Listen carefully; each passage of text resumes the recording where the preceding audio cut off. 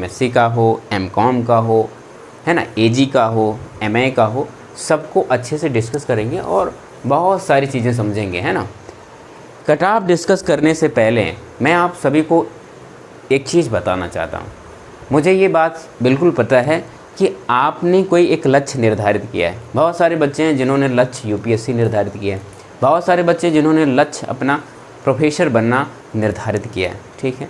लेकिन अगर आपके पीजी के जो भी आप जहाँ एटलीस्ट आप बीएचयू में एडमिशन लेना चाहते हैं बच्चों, ये बात तो बिल्कुल सही है, लेकिन उस केस में अगर ये चीज़ नहीं होती है तो क्या करेंगे, है ना। देखो मैं एक कहता हूँ, हमेशा हर बच्चे से कहता रहता हूँ कि आपके पास एक प्राइमरी गोल है, उस प्राइमरी गोल पर हमेशा फोकस करके रखना है, जबकि एक सेकेंडरी गोल होती है जो आप किसी भी सेंट्रल यूनिवर्सिटी में पढ़ने का विचार रखते हैं या कुछ भी करने का प्रयास करते हैं अपने प्राइमरी उद्देश्य को हासिल करने के लिए।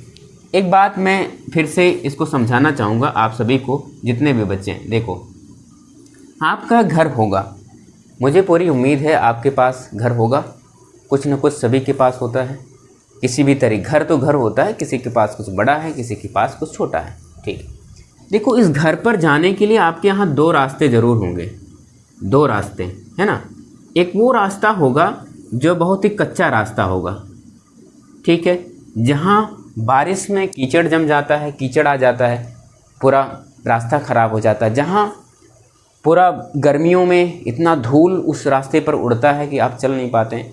या तीसरा, जब ठंडियों का मौसम होता है तब भी वहाँ हालत खास्ता रहती है। लेकिन आपको इस रास्ते से आना जाना पड़ता है बच्चों, इस रास्ते से भी आपका घर मिल जाता है, आपका मंजिल, आपका उद्देश्य मिल जाता है, ठीक है। और एक वो रास्ता होता है जो पूरी तरीके से सीमेंटेड होता है, ठीक है। इस रास्ते पर जब अगर ऐसा रास्ता है आपके पास, है ना, ऐसे रास्ते बन गए, तो उस रास्ते से आने में क्या, आप जो भी बारिश में कीचड़ नहीं मिलेगा आपको, है ना, आपको साथ ही साथ बहुत ज़्यादा ठंडियों में आपको दिक्कत नहीं होगी, है ना, आराम से आपकी रेस रफ्तार ठीक होगी। ये कहने का तात्पर्य ये है कि आपने अगर यूपीएससी टारगेट किया है, आपने प्रोफेसर बनना टारगेट किया है, तो इस रास्ते से भी आके किया जा सकता है। आपकी मंजिल यहाँ से भी मिल सकती है और यहाँ से भी मिल सकती है। लेकिन ध्यान देना, जैसे कि अगर आपका सेंट्रल यूनिवर्सिटी में होता है तो आपको अच्छी शिक्षा, अच्छा माहौल और अच्छा परफॉर्मेंस और अच्छा व्यक्तित्व बनेगा और आप एक अच्छे व्यक्तित्व के साथ यहाँ से निकलेंगे, फिर आप अपने फाइनल एम की तरफ मूव करेंगे, ठीक है। तो फिलहाल जिन बच्चे के मार्क्स कम आए हैं वो थोड़ा सा निराश नहीं होंगे, है ना। मतलब कि निराशा तो सबके जीवन में होती है, लेकिन उस निराशा को कुछ देर तक ही रखें, उसके बाद उस निराशा को त्यागें और आगे बढ़ने का प्रयास करें, ठीक है। चलो हम लोग कट ऑफ पे अब चर्चा कर लेते हैं। उम्मीद है कि कुछ आपको कट ऑफ सुनने के बाद अगर आप थोड़ा बहुत भी डिमोटिवेट होते हैं तो अपने आप को मोटिवेट करके रखेंगे, है ना। चलो, तो हमारा CUET PG ऑल कोर्सेज मैं और डिस्कस अभी करूँगा कि देखो, ये कट ऑफ होगी जो ना, वो अलग अलग कोर्सेज पर डिपेंड करेंगी। बहुत सारे कोर्सेज है जिसमें सीटें बहुत कम हैं, बहुत सारे ऐसे कोर्सेज जिसमें सीटें ज़्यादा हैं, तो उस पर भी बात बनेगी, ठीक है। ज़रा देखो, चलो हम लोग सबसे पहले बात करते हैं BHU की। देखो, BHU की बात करते हैं तो हम लोग कैटेगरी वाइज चल लेते हैं ना, कैटेगरी वाइज बात करते हैं। तो जनरल कैटेगरी, EWS, OBC और SC ये लोग हैं, ठीक है, क्लियर है। बाकी कुछ बच्चे वो भी होते हैं जो यहाँ के कर्मचारी के हैं, ठीक है, उनका तो अलग से कोटा है, ठीक है। देखो, जो बच्चे अभी, आप बिल्कुल घबराएंगे नहीं, एक एक बात सुनिएगा, है ना, लास्ट तक हम इसमें कई सारे कैटेगराइज वाइज बात करेंगे। तो देखो, 72% अगर आप BHU में चाहते हैं, तो अगर आपके 72% आ रहे हैं तो अपने आप को सिक्योर समझें, ठीक है। EW मतलब जो बच्चा जनरल कैटेगरी से बिलोंग करता है, वहीं EWS का बच्चा है तो 68% अगर आपका आ रहा है बच्चों, तो आप अपने आप को सिक्योर समझेंगे। और OBC से जो बच्चा बिलोंग करता है वो 64% अगर उसके आ रहे हैं तो वो सिक्योर है, उसके एडमिशन सेफ जोन में है, वो सेफ़ है, मतलब वो BHU आ रहा है। उसी तरीके से जो ST ST के हैं वो 60% अगर गेन कर रहा है तो उस केस में उसका भी यहाँ आना तय है, ठीक, ये देखो ये किन किन किन कोर्सों की बात हो रही है बच्चों, जहाँ सीटें कम हैं। तो जहाँ सीटें ज़्यादा हैं ज़रा देखो, उनके लिए हम लोग बात कर लें। जहाँ सीटें ज़्यादा हैं उनमें अगर आप जनरल कैटेगरी से हैं तो आपको 65% गेन करना होगा, है ना। वहीं अगर जो बच्चा अगर EWS से बिलोंग करता है तो उस केस में उसको 63% गेन करना होगा। मतलब अगर आप इतने आ रहे हैं तो अपने आप को सिक्योर समझें। और वहीं 58% आपको गेन करना होगा अगर आप OBC से बिलोंग करते हैं। अब अगर कोई बच्चा SC ST से बिलोंग करता है तो उसको 54% गेन करना होगा। तो ये जहाँ जिस कोर्सेज में सीटें ज़्यादा हैं, अब किस कोर्स में सीटें ज़्यादा हैं, जैसे कि MA के बहुत सारे कोर्स हैं, MA में बहुत सारे कोर्स हैं जिसमें सीटें ज़्यादा हैं, ठीक है।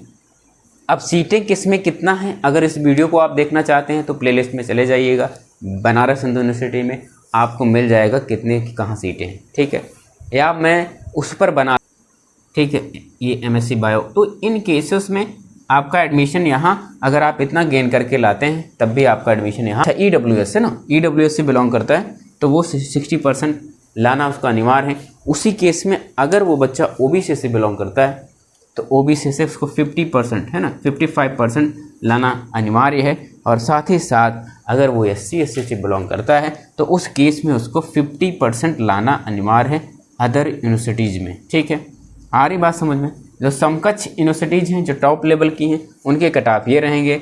बाकी जहाँ वही सेम प्रोसेस यहाँ भी है, जहाँ सीटें कम है, जैसे कि DU में जहाँ सीटें ज़्यादा हैं, जिस कोर्स में JNU में जिस कोर्स में सीट ज़्यादा है ना, BHU में जिस कोर्स में सीट ज़्यादा है उसका ये रहेगा। क्लियर, इस बात को समझ पा रहे हैं कि नहीं। और जहाँ सीटें कम हैं इसका ये रहेगा। बाकी जो हैं जो भी थोड़ा परफॉर्मेंस में कम ठीक हैं तो उनके जो कट ऑफ रहने वाले हैं वो ये देखने को मिलेगा। ये पूरा टोटल आपका एक होलिस्टिक व्यू हो गया आपके CUET PG के कोर्सेज़ के लिए, ठीक है बच्चों। तो उम्मीद है कि आप इस तरीके से इसको समझ भी पाएंगे। इसके बावजूद भी जिन बच्चों के नंबर कम हैं उनके पास आपकी स्टेट यूनिवर्सिटीज़ भी है, बहुत सारी स्टेट यूनिवर्सिटी पार्टिसिपेट कर रही हैं बच्चों, और साथ साथ प्राइवेट यूनिवर्सिटी भी CUET में पार्टिसिपेट की हैं। अगर आप उनमें भी एडमिशन चाहते हैं तो इससे कम ही रहेगा, है ना, 60% या आप समझिए 50% से कम भी है, 40% तक आपका मार्क्स है तब भी वहाँ हो जाएगा, है ना। जो स्टेट की हैं, स्टेट हैं या फिर आप कह लें जो आपका प्राइवेट है, अगर आप जो ये जो CUET के अंदर है ना, CUET PG के अंदर है, अगर यहाँ आप एडमिशन पाते हैं तो इनसे मतलब आप इनसे 5% घटा के चलिए, है ना। ये मान लें 45% हो गया अगर SC ST से कोई बच्चा बिलोंग करता है। अगर यही बच्चा OBC से बिलोंग करता है ना 50% हो गया। अगर यही बच्चा आपका EWS से बिलोंग करता है तो उस केस में ये आपका 55%, और यही बच्चा अगर ये जनरल कैटेगरी से बिलोंग करता है तो 60% या इससे कम भी रहेंगे ना, इससे कम भी रहेंगे। वो अलग अलग स्टेट यूनिवर्सिटीज़ पर डिपेंड करेगा। स्टेट यूनिवर्सिटी के बहुत सारे एफिलेटेड कॉलेज भी होते हैं, तो एफिलेटेड कॉलेज में भी यही सेम चीज़ यहाँ भी वेरी करेगी ना। जैसे कि DU में बहुत सारे एफिलेटेड कॉलेज हैं, है ना, BHU में भी ऐसा है। तो ऐसे में उस केस में भी थोड़े एफिलेटेड कॉलेज के भी आपको मार्क्स कम देखने को मिलेंगे, ठीक है। लेकिन एक जो आपका पूरा होलिस्टिक व्यू है उस पर मैंने पूरी अच्छी तरीके से चर्चा कर दी है, ठीक है बच्चों। तो आप इसको देखकर अच्छे से, कोई घबराने वाली बात नहीं है ना। तो 50% तक भी मार्क्स, 40% है ना, 40% 50% भी मार्क्स आ रहे हैं तब भी आप अभी जोन में हैं, ठीक है। बाकी आप अगर और कोई जगह फॉर्म भर रखा है तो उसके लिए प्रिपेयर करें, है ना। बाकी किसी दिन मैं डॉक्यूमेंट पर वीडियो बना दूंगा, क्या क्या डॉक्यूमेंट आपको बनवा लेने चाहिए, है ना, उस पर भी डिस्कस हो जाएगा, ठीक है ना। तो बाकी अगर आप लोग ये कहेंगे कि सर किस यूनिवर्सिटी में क्या क्या है, तो हम लोग एक दिन CUET PG की सारी यूनिवर्सिटीज़ के यूनिवर्सिटी दर्शन एक कर लेंगे, तो उसमें आपको बहुत सारी यूनिवर्सिटीज़ के विषय में अच्छे से समझ आ जाएगा या फिर एक रफ़ आइडिया भी लग जाएगा, ठीक। तो उस केस में आप उसको कर सकते हैं, ठीक।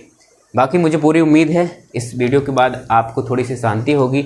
अगर अशांति जिन बच्चों को हो तो ये बात ज़रूर मन में याद रख लेना, है ना। आप हमेशा अपने प्राइमरी गोल की तरफ ज़रूर बढ़ते रहेंगे, है ना बच्चों। तो आज के लिए बच्चों बस इतना ही, है ना। उम्मीद है आप सभी अच्छे होंगे, स्वस्थ होंगे, मस्त होंगे।